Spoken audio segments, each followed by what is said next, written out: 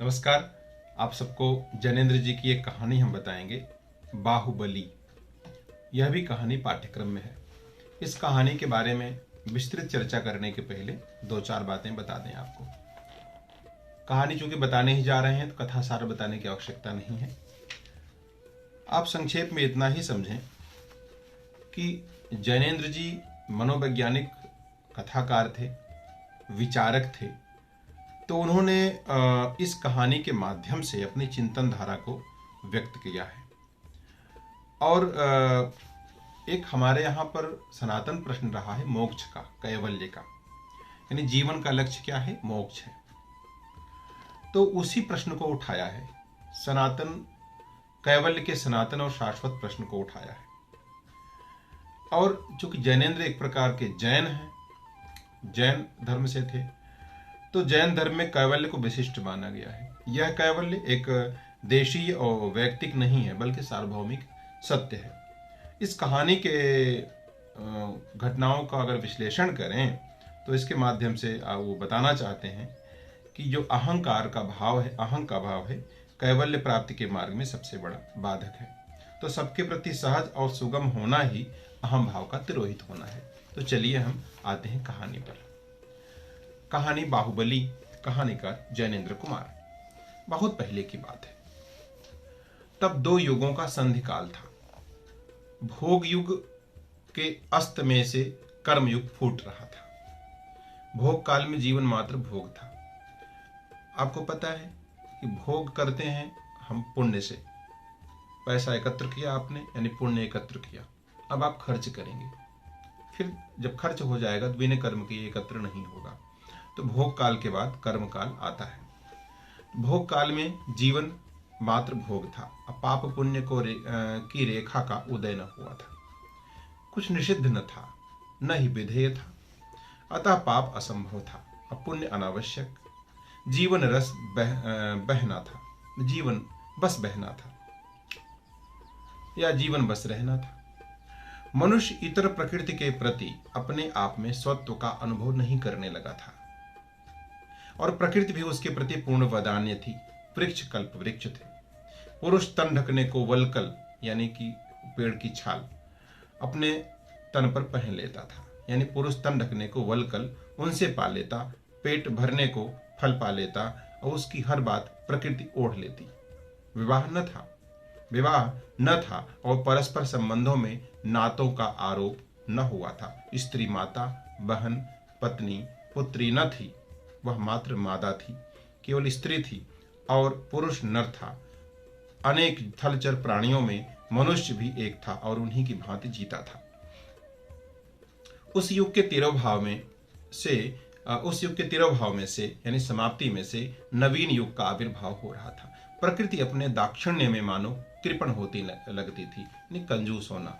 उस समय विवाह ढूंढा गया, परिवार बनने लगे, परिवारों से समाज बनने लगे, नियम कानून भी उठे, चाहिए का प्रादुर्भाव हुआ। मनुष्य को ज्ञात हुआ कि जो जीना तो रहना नहीं है, जीना करना है। भोग से अधिक जीवन कर्म है, और प्रकृति को ज्यों का त्यों लेकर बैठने से नहीं चलेगा। कुछ उस पर संशोधन परिवर्तन, कुछ उस पर अपनी इच्छा का आरोप भी आवश्यक है। बीज उगाना होगा, कपड़े बनाने होंगे, जीवन संचालन के लिए नियम स्थिर करने होंगे, और जीवन समृद्धि के निमित्त उपादानों का भी निर्माण और संग्रह कर लेना होगा। अकेला व्यक्ति अपूर्ण है, अक्षम है, असत्य है। सहयोग स्थापित करके परिवार, नगर, समाज बनाकर पूर्णता, क्षमता और सत्यता को पाना होगा। ठीक जब की बात कहते हैं तब व्यक्ति व्यष्टि सत्ता से समष्टि सिद्धि की ओर बढ़ चला था। राजा जैसी वस्तु की आवश्यकता हो चली थी, पर राजा जो राजक संस्था पर न खड़ा हो, प्रजा की मान्यता पर खड़ा हो। यह तो पीछे से हुआ कि राजत्व संस्था, मैंने राजा जो राजत्व संस्था पर न खड़ा हो, प्रजा की मान्यता पर खड़ा हो। यह तो बाद से पीछे से हुआ कि राजत्व संस्था बनी और शिक्षा और न्याय विभाग रूप में शासन से पृथक हुई। नगर बन चले थे और जीवन यापन नितांत स्वाभाविक कर्म नहीं रह गया था। उसके लिए उनकी उद्यम की आवश्यकता थी। तो इस तरह से प्रथम राज्य बना, और प्रथम राजा हुए श्री आदिनाथ, जैनियों में कहे जाते हैं। उनके दो पुत्र हुए, दो पुत्रियां, पुत्र भरत और बाहुबली, पुत्रियां ब्राह्मी और सुंदरी। आपको पता है बाहुबली की बहुत बड़ी प्रतिमा है गोमटेश्वर बाहुबली की साउथ में। तो खैर, अवस्था के चौथे खंड में ज्येष्ठ पुत्र को बुलाकर श्री आदिनाथ ने कहा, पुत्र अब तुम यह पद लो, अब मुझे अब दीक्षा लेनी चाहिए। भरत ने कहा, महाराज। आदिनाथ ने कहा, तुमको पहला चक्रवर्ती होना है। इस राज्य से बाहर भी बहुत से प्रांत हैं जिनको व्यवस्थित शासन तुम्हें देना है। मैं तो लोगों के मान लेने से उनका मुखिया हो चला था, उनको मुझे राजा कहने में सुख मिला। मैंने कहा, अच्छा, लेकिन तुमको साम्राज्य बनाना है, अपने लिए नहीं, लोगों में एकत्रता लाने के लिए, उन्हें एकत्र करने के लिए तुमको विजय प्रसार का कर्तव्य भी करना होगा। भरत ने कहा, महाराज आप दीक्षा क्यों ले? मैं विजय ध्वज फहराना आऊं और अपने को समर्थ न समझ लूं, तब तक आप अपना आशीर्वाद मुझ पर से न उठावें। आदिनाथ ने कहा, पुत्र अब समय आता जाता है कि राजा शासक अधिक हो, प्रजा का हमजोली उतना न हो।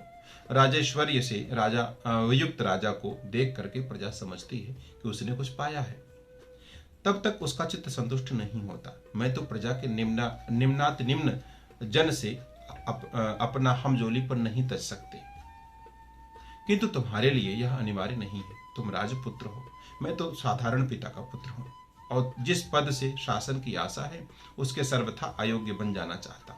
मुझे लोगों के दुख में जाना चाहिए और मुझे उन मार्गों में से चलकर अपना कैवल्य प्राप्त करना चाहिए। भरत निरुत्तर हो गए, सिर झुका लिया उन्होंने। अगले दिन आदिनाथ ने दीक्षा ले ली, समस्त वस्त्राभरण और नगर छोड़ दिया, निर्ग्रंथ विहार कर गए और भरत चुप मन जय यात्रा पर निकल पड़े।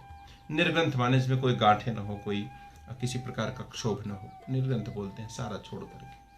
पृथ्वी के छहों खंडों पर विजय स्थापित करके और बहुभांति के मणि मुक्ता हय गज यानी कि घोड़े हाथी सब मिलाकर कन्या सुंदरियों की भेंट से युक्त होकर के भरत धूमधाम के साथ नगर को वापस लौट आए। किंतु जब भरत नगर में प्रवेश करने लगे तब विचित्र घटना हुई। चक्रवर्ती का शासन चक्र नगर के भीतर प्रविष्ट नहीं होता था। प्रत्येक द्वार से नगर में प्रवेश करने के यत्न किए गए, किंतु शासन चक्र ने न साथ दिया और इस पर लोगों को बहुत अचरज हुआ। तब राजगुरु की शरण में जाकर के इसके कारण के विषय में उन्होंने जिज्ञासा की। गुरु ने बताया कि इस नगर में एक व्यक्ति है जो अविजित है और उस पर जब तक विजय न पा लिया जाए तब तक चक्रवर्तित्व अखंड नहीं होगा और उस समय तक यह शासन चक्र नगर में प्रवेश न करेगा। राजगुरु ने यह भी बताया कि अभी तक जिन पर किसी ने विजय नहीं पाई है ऐसे व्यक्ति राजकुमार बाहुबली है। तो भरत ने पूछा, गुरुदेव तब क्या बाहुबली से मुझे युद्ध करना होगा?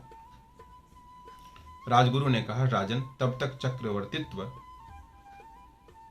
असिद्ध है। भरत ने कहा, किंतु मैं चक्रवर्ती नहीं होना चाहता। राजगुरु ने कहा, राजर्षि यह आपकी व्यक्तिगत इच्छा अनिच्छा का प्रश्न नहीं है, यह राजकारण का प्रश्न है। तो भरत ने कहा, गुरुदेव क्या भाई से भाई को लड़ना होगा? राजन राजकारण गहन है, राजकारण धर्मों का कौन भाई है कौन भाई नहीं है। भरत नतमस्तक हुए। 5 युद्ध हुए और 5 युद्धों के द्वारा शक्ति परीक्षण का निश्चय हुआ।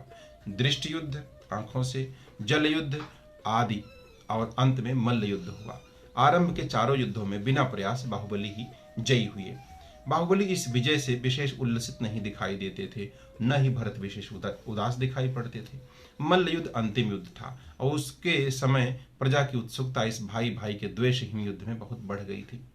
मल्ल युद्ध में कुछ देर के बाद बाहुबली ने भरत को दोनों हाथों ऊपर उठा लिया। इस समय दर्शकों के प्राण कंठ में आ गए थे। ये मुहावरा है, यानी कि लोग बिल्कुल टक की बात के देख रहे थे स्थिर हृदय से। वे प्रतिपल आशंका करने लगे कि चक्रवर्ती भरत अब धरती पर चित आ पड़ते हैं, किंतु बाहुबली ने धीमे धीमे अपने हाथों को नीचे किया और भरत पृथ्वी पर सावधान खड़े दिखाई दिए। तदनंतर नतशिर होकर बाहुबली ने दोनों हाथों से अपने बड़े भाई के चरण छुए। भरत ने भी बाहुबली को अपनी छाती से लगा लिया। कहा, बाहुबली तुम विजयी हो, मुझे तुम पर गर्व है, मैं तुम्हारे विजय पर हर्षित हूं, तुम सामर्थ्यशाली बनो। बाहुबली ने कहा, यह आप क्या कहते हैं? आप ज्येष्ठ हैं, योग्य हैं, और मैं एक क्षण के लिए भी राज्य नहीं चाहता। भरत ने कहा, भाई बाहुबली, यह तुम्हारा है, तुम उसके विजेता हो, उसके पात्र हो, और मैं अपना हृदय दिखा सकूं तो तुम जानो मैं कितना प्रसन्न हूं। तुम राजा बनो, मुझे अमात्य बनाओ, सेनापति बनाओ, अथवा जो चाहो सेवा ले लो। बाहुबली ने हाथ जोड़ लिया, भाई मुझे राज्य की इच्छा नहीं है, इस विषय में आप राज्य पालन का कर्तव्य मुझ पर न डालें। मैं दीक्षा लेना चाहता हूँ, मुझे राज्य आदि नहीं चाहिए। भरत ने बहुत कहा, परंतु बाहुबली नहीं माने और दीक्षा लेकर के वन की ओर चले गए। भरत चुपचाप राज्य रक्षा और राजत्व के पालन में लग गए। बाहुबली ने घोर तपश्चरण किया, घोर तपस्या की, अति दुर्धर्ष, अत्यधिक कठोर, अति निर्मम, वर्षों से एक पैर पर खड़े रहे, महीनों निराहार यापन किया, सुदीर्घ काल तक अखंड मौन साधे रखा, वर्षों बाहर की ओर आंख खोलकर देखा तक नहीं। उनकी इस तपस्या की कीर्ति दिग दिगंत में फैल गई। देश विदेश से लोग उनके दर्शन को आने लगे। भक्तों की संख्या भी कम नहीं थी। उनकी महिमा और पूजा का परिमाण न था, किंतु बाहुबली भक्तों और उनकी पूजा से विमुख होकर के घोर से घोरतर निर्जन दुष्प्राप्य एकांत में चले जाते थे। एक स्थान पर एक बार अडिग एकस्त एकाकी इतने काल तक खड़े रहे कि उनके सहारे वाल्मीकि जम गए, यानी चींटियों का ढेर लगा लेना। बेलें टट कर शरीर को लपटने लगी और उनके वाल्मीकों में से, यानी कि जो चींटी बाबी बना लेती है, कीड़े मकोड़ों ने घर बना लिए। इस कामदेवोपम सर्वांग सुंदर वरिष्ठ पुरुष ने निदारुण काय क्लेश में वर्ष के वर्ष बिता डाले। लोग देखकर हाहा खाते थे, निस्तब्ध रह जाते थे। उनकी स्पृहणीय काया मिट्टी होती जा रही थी। स्त्रियां उस निमीलित नेत्र, आंखें बंद, आधा बंद आधा खुली, उस निमीलित नेत्र मग्न मौन शिला की भांति खड़े हुए पुरुष पुंगव के चरणों को धो धोकर वह पानी आंखों में लगाती थी। उनके चरणों के पास की मिट्टी औषधि समझी जाती थी, पर वह सब ओर से विलग, अनपेक्ष, बंद आंख, बंद मुख, मलिन देह, कृष्णगात तपस्या में लीन था।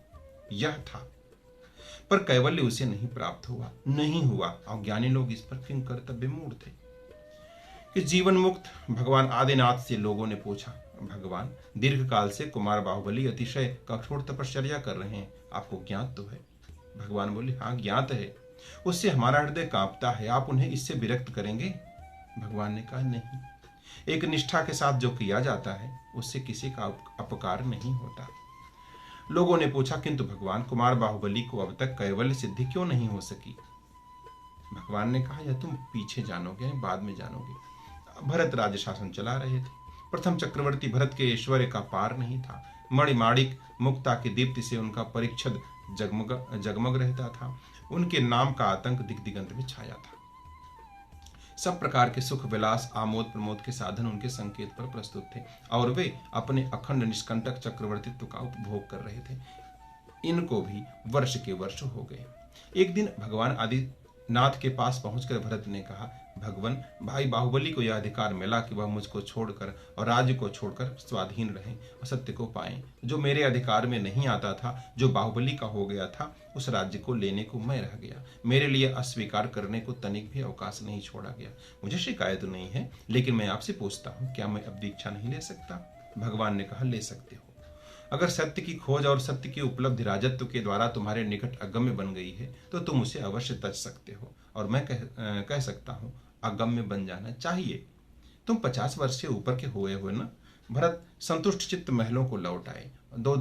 अगले 2 दिन बाद घोषणा हो गई कि चक्रवर्ती अब दीक्षा लेंगे। नगर वासियों में विकलता आ गई। साम्राज्य के प्रांत प्रांत से विरोध में अनुनय प्रार्थनाएं आईं, किंतु भरत ने एक प्रतिनिधि सभा को अपना उत्तराधिकार देकर दीक्षा ले ली और राज्याभरण उतारते उतारते मुहूर्त के अंतर में उन्हें निर्मल कैवल्य की उपलब्धि हो गई। अब प्रश्न उठता है कि बाहुबली को इतना तपस्या करने के बाद भी कैवल्य नहीं प्राप्त हुआ। भरत ने जैसे ही राज्य छोड़ा, उनको कैवल्य प्राप्त हो गया। तो लोगों ने क्लिष्ट भाव से भगवान आदिनाथ की शरण में जाकर के पूछा, भगवान, यह क्या बात है? कुमार बाहुबली ने कितना घोर कायोत्सर्ग झेला, कैसा दुर्धर्ष तपश्चरण किया और आरंभ से ही उन्होंने सब सुखों का विसर्जन किया, किंतु उनको कैवल्य प्राप्त नहीं हुआ। और चक्रवर्ती भरत ने जीवन के अधिक भाग में ऐश्वर्य ही भोगा, प्राचुर्य ही देखा, विलास ही पाया, उनको राज चिन्ह उतारते उतारते परम ज्ञान की प्राप्ति हो गई। भगवान बताइए तो ये कैसे हुआ? हमारा चित्त भ्रांत है। भगवान ने सदैव भाव से कहा, बाहुबली अविजित है, वह बेचारा नहीं भूल सका है। लोगों को अनाश्वस्त पाकर खिन्न स्मित के साथ भगवान ने कहा, इन लोग जो है आश्वस्त नहीं थे। तो फिर भगवान आदिनाथ ने कहा, बाहुबली के मन में एक फांस नहीं निकली है, वही एक शल्य उसकी मुक्ति में कांटा बना है। उसके चित्त में खटक बनी हुई है कि जिस भूमि पर वह खड़ा है वह भरत के राज्य अंतर्गत है। बाहुबली के कानों में जब यह बात पहुंची तो मन का कांटा एकदम निकल गया। जैसे एक साथ ही वे स्वच्छ हो गए, आंखें खुल गईं, मौन मुख मुस्कुरा उठा। उस मुस्कुराहट में मन की अवशिष्ट ग्रंथि खुलकर बिखर गई और मन मुकुलित हो गया। उनके चारों ओर वन में उस समय असंख्य भक्त नर नारियों का मेला सा लगा था। उन सबको अब उन्होंने अस्वीकार नहीं किया, उनका आवाहन किया। अपने आराध्य की यह प्रसन्न वदन मुद्रा देखकर लोगों को हर्ष का पारावार न रहा। बाहुबली ने अपने को उनके निकट हर तरह से सुगम बना लिया। कहा, भाइयों, तुमने इस बाहुबली को आराध्य माना, उसकी आराध्यता समाप्त होती है, तपस्या बंद होती है। तुमने शायद मेरे काय क्लेश की पूजा की है, यानी बॉडी की पूजा की है, वह अब तो मुझ में नहीं पाओगे। इसलिए मुझे आशा है कि तुम मुझे पूजा देना छोड़ दोगे, और यदि मेरी अप्राप्यता का तुम आदर करते थे तो वह भी नहीं पाओगे। मैं सबके प्रति सदा सुप्राप्त रहने की स्थिति में ही अब रहूंगा। बाहुबली ने निर्मल कैवल्य पाया था, ग्रंथियां सब खुल गई थीं। अब उन्हें किस ओर से बंद रहने की आवश्यकता थी? वे चहुओर खुले, सबके प्रति सुगम रहने लगे। यह देख धीरे धीरे भक्तों की भीड़ उजड़ने लगी। अब परम योगी बाहुबली की शरण में अब शांति के लिए विरल ज्ञानी और जिज्ञासु लोग ही आते थे। यहाँ पर यह कहानी समाप्त होती है और जैनेन्द्र की अद्भुत कहानी है। तो हमने शुरू में इसका इशारा कर दिया था कि कैवल्य के सनातन प्रश्न को उन्होंने इसमें उठाया है। समीक्षा हम बाद में करेंगे और इनकी ज़्यादातर कहानियाँ जैनेन्द्र के अन्य विद्वानों की हमारे चैनल पर मिलेंगी, जिसका नाम है ऑथर अशोक सिंह सत्यवीर। और ठीक है, तो अब उसको आप सब्सक्राइब कर लें उस चैनल को। ठीक है, इन दोनों पर कहानी रहेगी, इस पर उस पर चैनल पे। ठीक है, तो आपको ऑथर अशोक सिंह सत्यवीर नाम का जो चैनल है सब्सक्राइब कर लीजिए। उस पर आपको कहानी, उपन्यास इत्यादि बताएंगे। और जो study with doctor Ashok Singh Satyaveer channel है उस पर आपको बोर्ड पर पढ़ाने वाली तमाम बातें बताएंगे। तो अभी हम यहाँ पर विराम लेते हैं। कुछ और पढ़ना हो कमेंट बॉक्स में आप लिख दीजिएगा। नमस्कार, जय हिंद।